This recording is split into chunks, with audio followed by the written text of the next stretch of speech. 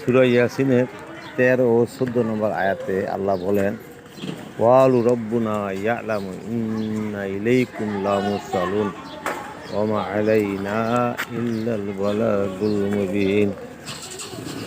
পরওয়ারদিগার থেকে আমরা প্রেরিত হইয়াছি অবশ্যই তোমাদের নিকট। আল্লাহ পাকের দাওয়াত পৌঁছে দেওয়া আমাদের দায়িত্ব ও কর্তব্য। তো আল্লাহ পাক নিজেই আমাদেরকে দাওয়াত দেওয়ার জন্য কোরআন শরীফের ৮৬ জায়গায় বলছেন, আর নামাজ পড়ার জন্য বলছেন ৮২ বার। তো যেই জিনিসটা বেশি বলে ওই জিনিসটাই আমাদের বেশি বেশি করতে হবে। আর অথচ আমরা এই দাওয়াতকে আজকে ছেড়ে দিছি। এই দাওয়াত যদি না থাকতো পৃথিবীতে এত মুসলমান থাকতো না।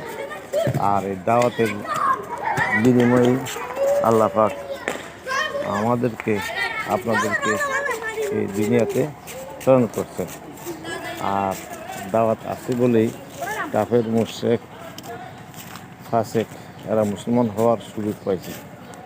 আর এই দাওয়াত যতদিন থাকবে মুসলমান ততদিন দুনিয়াতে বেঁচে থাকবে। আর যদি দাওয়াত না থাকে মুসলমানের অস্তিত্ব থাকবে না। আমরা দাওয়াত দিব, আল্লাহ পাকের সান্নিধ্য লাভ করব। আল্লাহ রাব্বুল আলামিনও দাওয়াতের সাথে মুসলমানের বেহেশতের সম্পর্ক রাখছে। আবার দাওয়াত না দিলে জাহান্নামের জন্য হুঁশিয়ার করে দিছে। আল্লাহর নবীকে মানুষের দ্বারে দ্বারে বারে বারে আল্লাহ পাকের বড়ত্বের কথা বলে বলে দেওয়ার জন্য বলছে।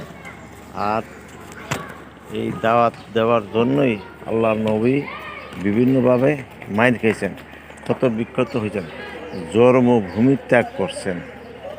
আর এই দাওয়াত যদি না থাকে দিন থাকবে না। আর দিন না থাকলে দুনিয়া কিয়ামত হয়ে যাবে।